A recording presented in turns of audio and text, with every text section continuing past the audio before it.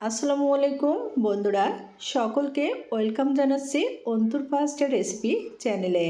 আজকে এক বাটি সুজি আর 2টি ডিম দিয়ে তৈরি করব অসাধারণ মজার একটা নাস্তার রেসিপি। বিশেষ করে অতিথি আপ্যায়নে আজকের নাস্তাটা অসাধারণ।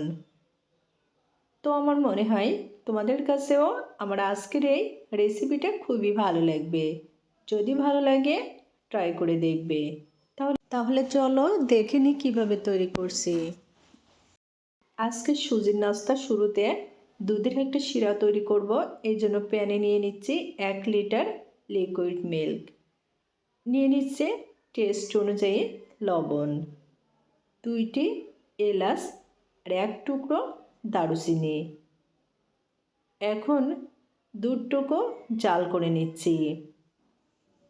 মিষ্টির জন্য নিয়ে নিচ্ছে চিনি।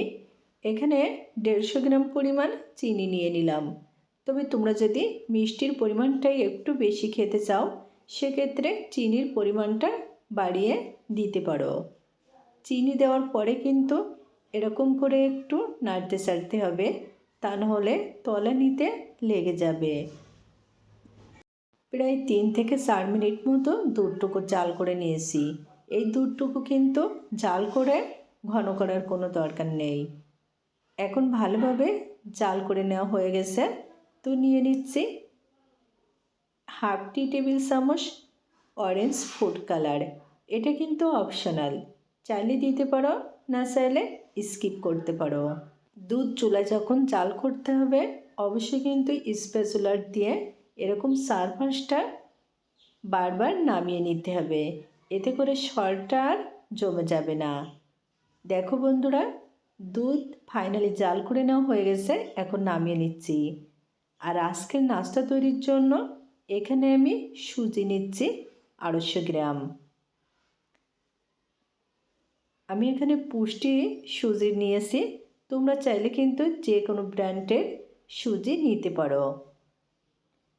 আর সাথে নিয়ে নিচ্ছি 2টি ডিম।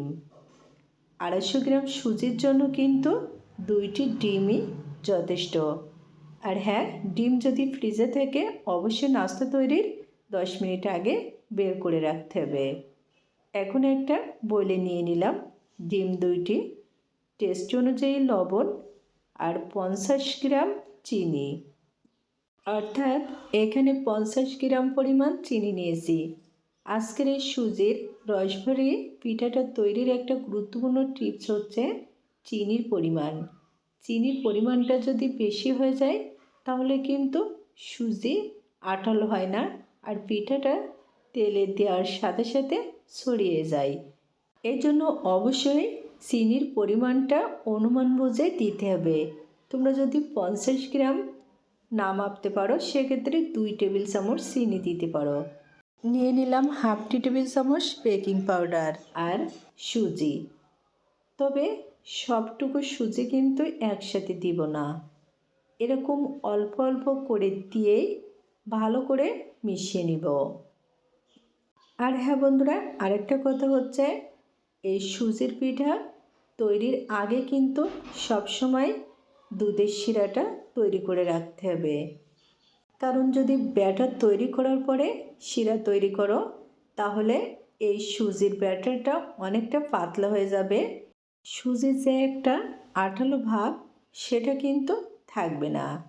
এই জন্য এই পিঠাটা তৈরির সময় অবশ্যই আগে দুধের শিরা তৈরি করে তারপরে ব্যাটার তৈরি করতে হবে।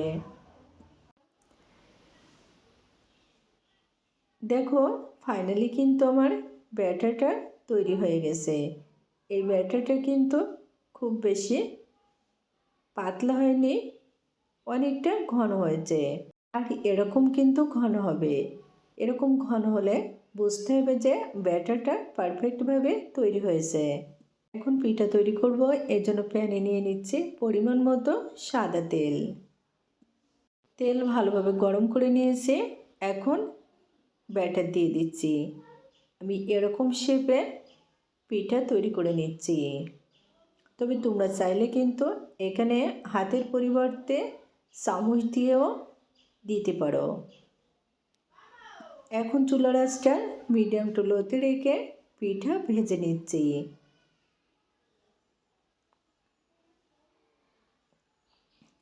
আজকের এই সুজির পিঠাটা কিন্তু তৈরি করা একেবারে সহজ, তবে খেতে অসাধারণ টেস্টি।